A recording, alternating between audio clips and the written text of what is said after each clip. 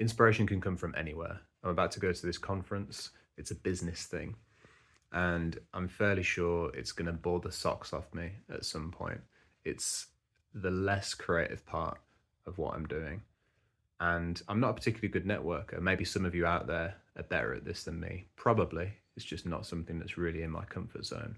But I have to remind myself that whatever happens today, something might come from it that will apply to something a bit more creative in my life.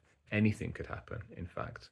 I've been reading this book called Wang Shai called Pleasure of Thinking. It's a collection of essays, and one of them really kind of inspired me about this. I'll read this little bit to you. The people that worked at the airport would always say, "Come back tomorrow, I'm sure everything will be resolved by then." They were all drenched in sweat. The representatives were also drenched in sweat.